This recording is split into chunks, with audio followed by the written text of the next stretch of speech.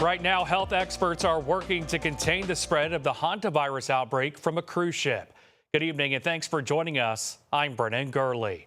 3 people have already died from the disease. The World Health Organization alerting at least 12 countries of passengers who disembarked from the boat, including 2 who are back in Texas.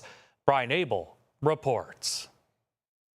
A race to contain a deadly virus. Doctors Wednesday flying a passenger from the quarantine ship MV Hondius to Amsterdam, then taken to a German hospital for observation and testing. It's among the latest steps by health experts to trace and stop the spread of the hantavirus. It is incredibly important to be isolating these patients. These patients should not be walking around without a mask, even though they feel healthy. Before the severity of the situation was understood, at least 30 passengers from around the globe disembarked from the boat at various ports and are now trying to be tracked down. WHO alerting these 12 countries of nationals who got off the boat at St. Helena Island. In the U.S., officials confirm 2 passengers are being monitored in Georgia, another in Arizona, and the New York Times reports California residents were on board.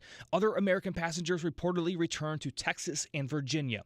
Symptomatic patients in Switzerland, South Africa, and the Netherlands are receiving care. Just want to show that if we follow public health measures, we can break this chain of transmission, and this doesn't need to be a large epidemic. Spain has accepted the World Health Organization's request for the ship to arrive in the Canary Islands so the remaining 146 people from 23 different countries can get off, return home, and be monitored. Despite the frantic work, WHO's Director General insists countries are prepared and the risk of further spread is minimal. WHO assesses the public health risk as low. Brian Abel reporting. And we know many of you at home might be wondering, what is the hantavirus? Where does it come from? Is there a greater risk of any kind of an outbreak beyond the cruise ship? Here locally, the key takeaway is this is not spreading widely person to person.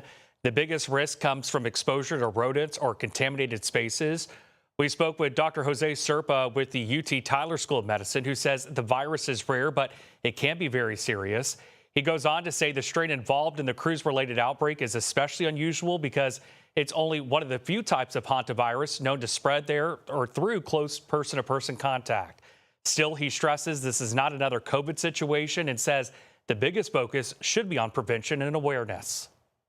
How do we prevent hantavirus infections? Basically, limiting or avoiding our contact with wild rodents. Check our houses, making sure that our houses are not infested with these mice or rats. Dr. Serpa says early symptoms of hantavirus can look a lot like the flu, including fever, fatigue, muscle aches, headaches, cough, and even shortness of breath. The CDC says the risk to the general public remains low.